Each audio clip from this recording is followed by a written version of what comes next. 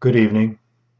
This is Quintus Curtius, and I'm here with Fortress of the Mind Publishing to bring you another podcast in our series. And I got the idea to make this podcast from reading some of the comments of readers who have sent me suggestions and things they'd like to see from my books. And so based on that, I thought I would try to read the prologue of the book Pantheon, which was a book I published in March of this year. And I think it's a good way to frame the importance of persistence in struggle.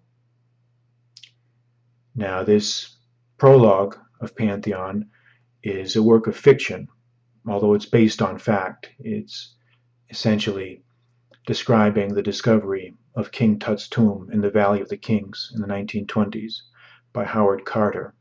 And this really happened, obviously, but the specifics of this prologue are entirely my creation, entirely fanciful.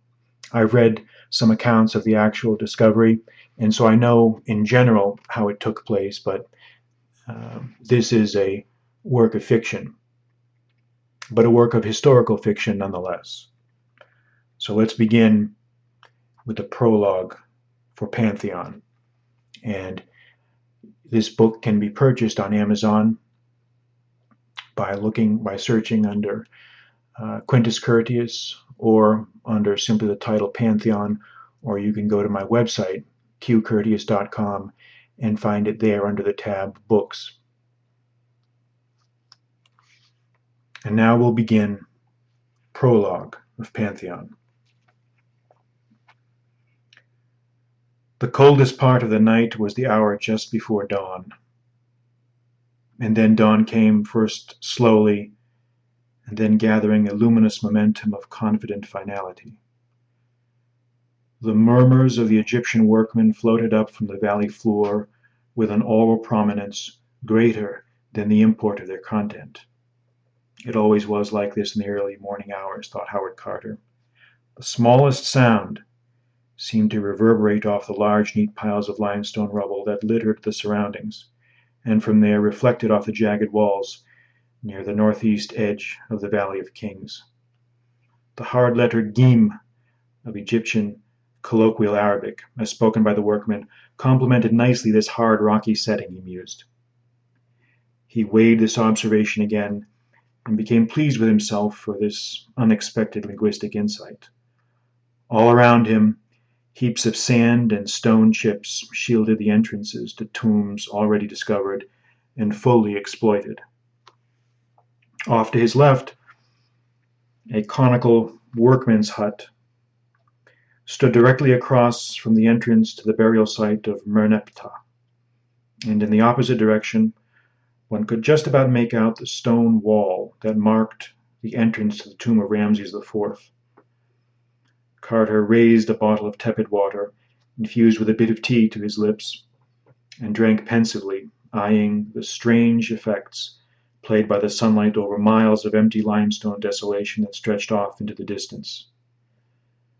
Small flies hovered over the bridge of his nose, but he refused to wave them away. He was too tired. He recalled an Egyptian Arabic proverb. A fly is just a fly, but it is still loathsome. ذبابة ما هي شيء وتغلط الروح, in Arabic. This was what he found most unnerving about Egypt, the sand-blasted, gritty, stony quality of so many things.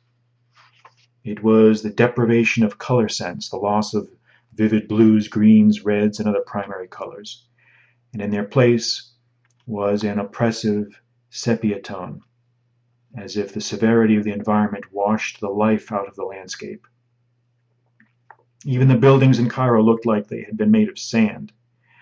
He could take the heat, the squalor, the government, the tourists, and the perverse torpor of the fellahin.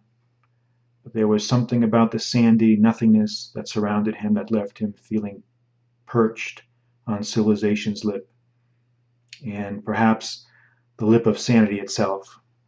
I want to eat colors, to taste them, and to wash myself in them, he thought. He marveled at the turn of fate that had brought him to this point. In 1914, he and his patron, Lord Carnarvon, and how much he did appreciate that man, had succeeded in transferring the archaeological concession of Theodore Davis over to themselves. Davis, an American, had done quite well for himself in the Valley of the Kings, and had decided the time had come to move on before ambition outpaced funding. Both Carter and his charismatic partner shared a belief that there were still great things hidden in the Valley of the Kings, but it was not a belief shared by many others. A century before, the explorer Giovanni Belzoni had declared, after discovering the tombs of several pharaohs, that the site was simply exhausted. Nothing of significance would be found there, he declared. Another noted archaeologist, the German Richard Lepsius, expressed the same belief. Carter smiled to himself when he remembered how the Cairo bureaucrats who had handled the paperwork for his concession had warned him that he was wasting his time in the Valley of the Kings. And yet, something drove him on. At times he realized that there really was something mystical about his belief in his mission. Carter was an energetic man of uncommon moral courage. He despised arrogance and injustice, and had proven his backbone on more than one occasion. He had personally intervened to stop grave robbers, at great risk to himself. Here there were whole families that made a living by trafficking in antiquities obtained by pilferage. Another incident that was yet more revelatory of Carter's character. When he had first been employed by the Egyptian Antiquities Service years before, he had observed a group of drunken French tourists provoke an altercation with some Egyptian guards. And when he permitted the guards to defend themselves from assault, the tourists had lodged a formal complaint against Carter with his superiors. Ordered to apologize for the tourists, he had refused, and finding himself thereafter blackballed with the Antiquities Service, he resigned from his service with his dignity intact in 1905. Perhaps he thought it was all part of some grand design, for that sad incident had eventually brought him to where he was now. He knew that he loved his quest and needed it. It fulfilled some deep inner longing that he had to penetrate the unknown in an unknown land. But Carter was no idle dreamer. He was driven by cold, hard evidence. Like the best hunters, scientists, astronomers, and doctors, his powers of perception were acute and uncanny. Where others saw only a potsherd or a fleck of flint, he could read a page. His exhaustive research into the primary sources had led him to notice that the tomb of one obscure pharaoh, Tutankhamun, had somehow faded from the historical record.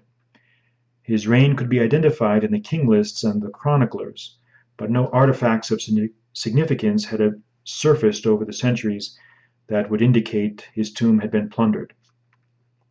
And this very fact, the absence of any artifacts bearing the king's markings, was one of the major reasons why Carter believed that Tutankhamun's tomb still lays intact somewhere in the valley. But there were other clues that the sepulchre existed. What was required was the right person to read and interpret the clues. His predecessor, Theodore Davis, had not quite been up to the task. He had unearthed a cup with Tutankhamun's name on it. Nearby, he had also found a wooden box inscribed with the boy pharaoh's name. The final clue was even more significant. In the same general areas as the other finds, Davis had located several old jars of linen and detritus, which scientific analysis revealed had likely been used in a burial site. So there was something. It was not much, but it was something. And where one man saw nothing but a few scraps of plaster, a few chips of pottery, a man like Carter was able to see something more. But where to look?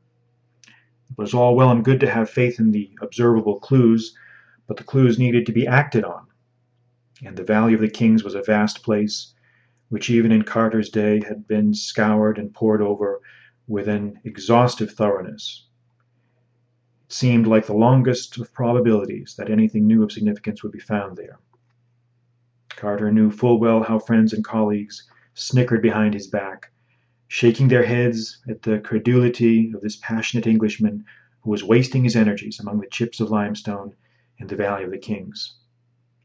Only the eccentric Carnarvon had stood by him, urging him on, providing a source of consolation and funding that is one of the most pleasant entries in the annals of archaeology.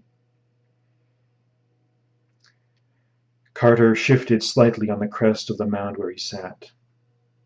A ripple of pebbles rolled down the surface of the mound, and he kicked at them with the heel of his boot. Again he raised to his lips the bottle of water, wrapped in gray linen to protect it from the knocks that were an inevitable part of field work. His legs were cramped, and his upper back ached with fatigue. Hours of hunching over holes and crevices had not done his posture any good, and he knew he needed to take better care of himself. But time was not on his side. Carnarvon was beginning to lose patience with the lack of progress. He was working on the clock and was acutely aware of the need for making each day as productive as possible. This was what pained him most. He knew that his patron supported him fully, and he had wanted to demonstrate for him a find of suitable magnitude that might vindicate the patience Carnarvon had shown him over the years.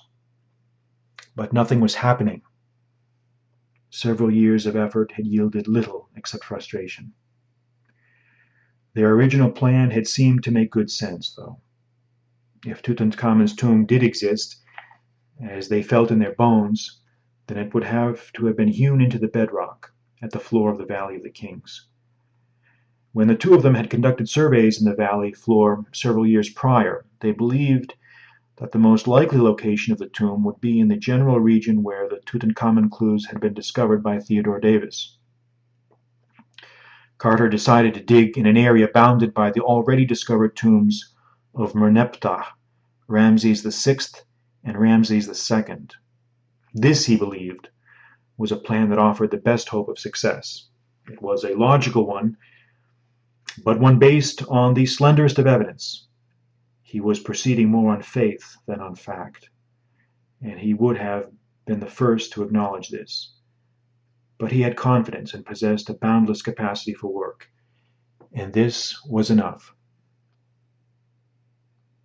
A year of steady work had caused Carter to reach one of the boundaries of his area of excavation, which was the tomb of Ramses VI.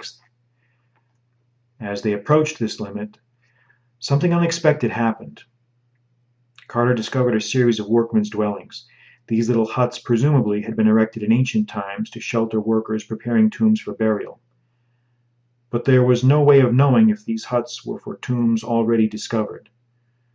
Carter had wanted to press on, but he had been abruptly told to stop his excavations. Why? The answer was maudlin. Local officials feared that further digging would block the entrance to the tomb of Ramses VI, which happened to be a very popular tourist draw. So Carter had to stop. His patron was patient, but Carter sensed that unless something of great significance happened, his funding would be cut off. At the beginning of the new year in 1920, some assorted burial materials were discovered near Ramses's tomb. This seemed promising, but still inconclusive. And so this was where things stood now, Carter mused to himself. He had excavated the entire area that he and Carnarvon had sketched out earlier. Carter, an expert draftsman, had produced sketches and drawings of marvelous detail. He had examined every fragment of evidence, every seal, every scrap of ancient linen, every funerary tool. And despite all his faith in himself and his mission, he was beginning to wonder whether the naysayers were correct. Perhaps the tomb had long ago been abandoned, filled in, or used for another purpose. His last exchange with Carnarvon had been cordial, but contained overtones of impatience. Carter knew that his days were numbered. In one last appeal, he had asked his patron to give him one more digging season in the valley. One more season, he had pleaded in near desperation, and Carnarvon had agreed. The morning light began to beat heavier on the sepia-toned walls of the valley. It was strange, he thought, how a location can impart such a spirit of place. Despite all the bustle activity that went on here, one had the feeling of an oppressive mortality that permeated every stone of the valley. It was as if the place had served host for so many tombs, for so many thousands of years, that it was geologically incapable of performing any other purpose. No matter how many living souls paraded through here, the place still felt like a mausoleum. "I've been here too long," he whispered to himself. All these kings in this quiet, dusty valley once believed themselves to be immune from the grip of mortality and the advances of time's march. And yet, look at them now. He then recalled a passage from one of St. Jerome's letters that best captured the awesome ephemerality of so much human endeavor.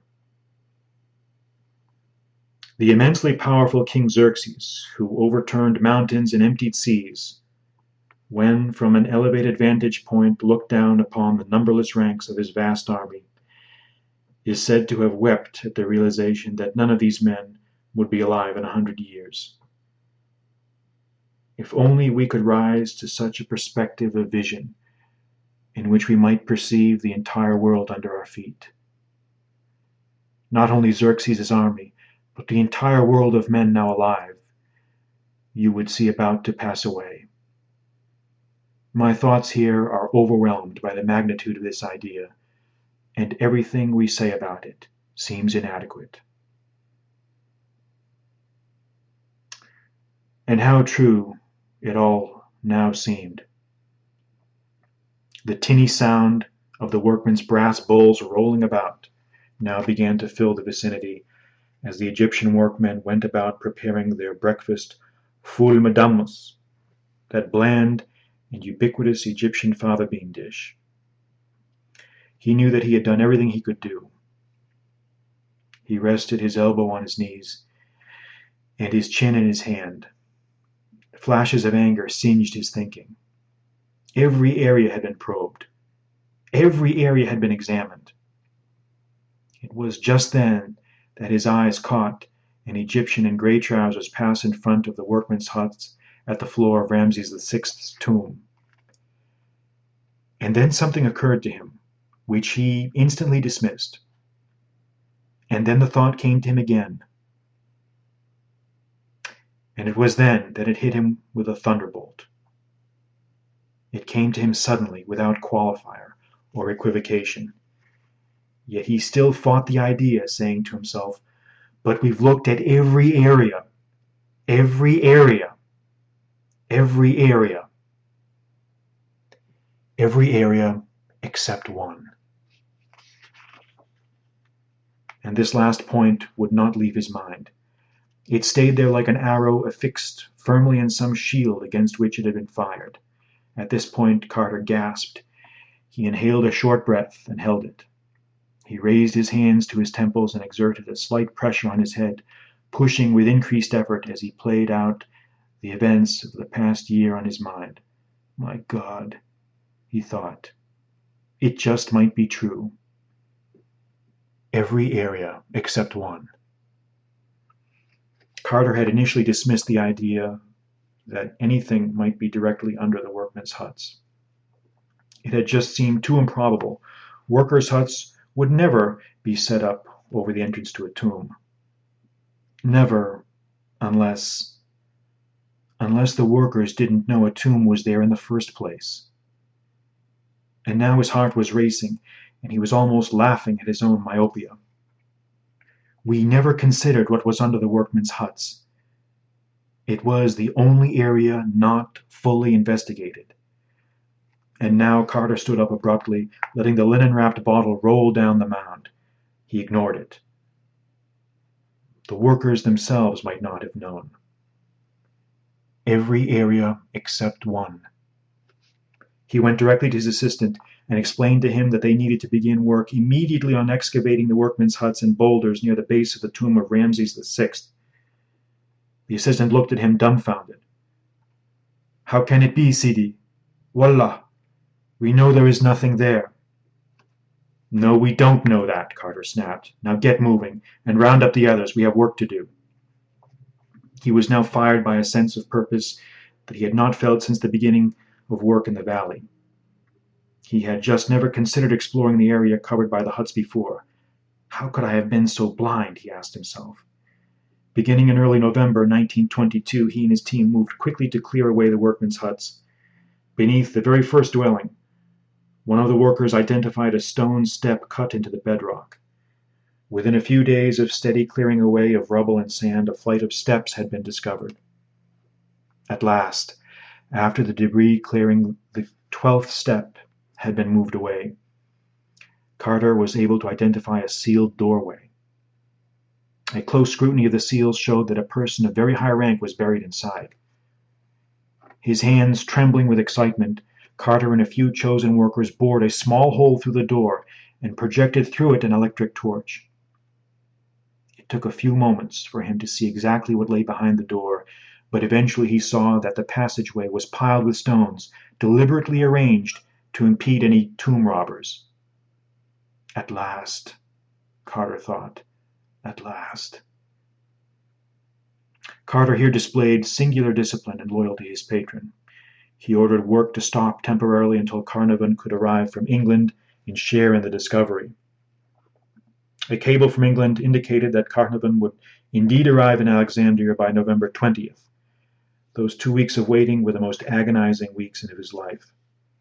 He was frantic that the tomb might be rifled by some miscreant, or that it might prove to be the repository of some minor court official, and not the tomb of Tutankhamen. An even more troubling thought finally came to mind. What if there was nothing inside the tomb at all? What were the chances that a fully intact royal burial chamber might be found, where no one had ever found one before? And yet Carter felt his moment of glory, his moment of immortality had finally arrived. His long experience with scientific endeavor had taught him that success usually came after a long period of suffering, trial, and failure. You failed, and then, after agonizing labor in fits and starts, you won. He knew what the elements of success were: unerring faith in one's own ability, the backing of a dedicated patron, and a sustained period of grueling labor. These were the ingredients of victory. After Carnarvon's arrival, Carter pressed ahead with his excavation. The original door was opened and the stones began to be cleared away. When they had reached 30 feet inside the passageway carved in the rock, they came upon a second door, and this door was specifically marked with the name of Tutankhamen.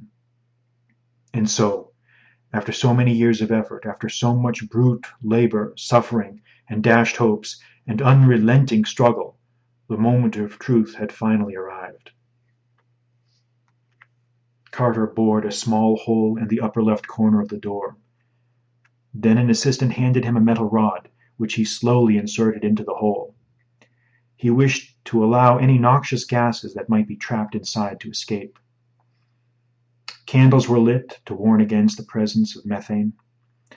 And now Carnarvon, with his daughter, who was also present, moved in closer to share in this historic moment. Carter enlarged the hole, lit a small candle, and extended the candle inside the chamber. Then he moved his forehead up to the hole to attempt to see what was inside it. For over a minute he could see nothing.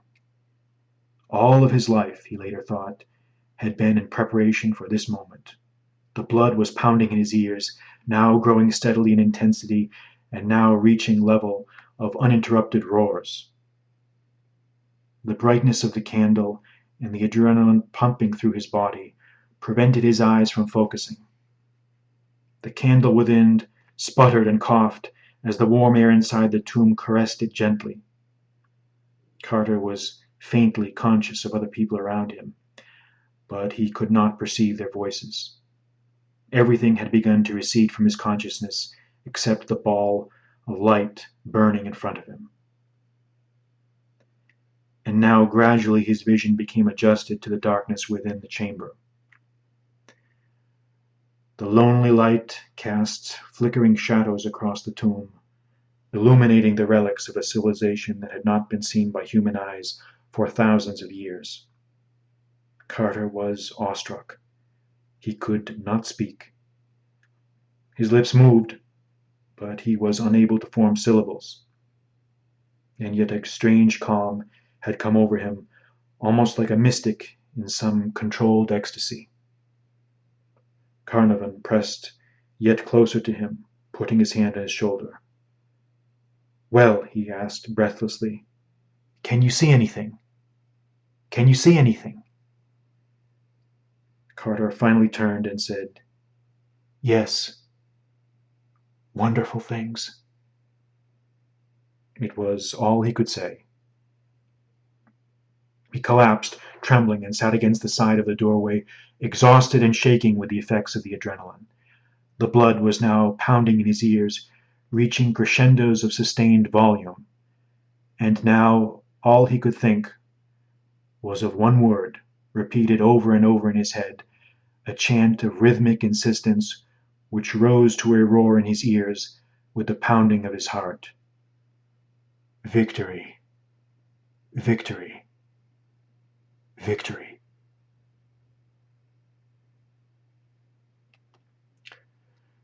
This concludes my reading of the prologue of my book Pantheon.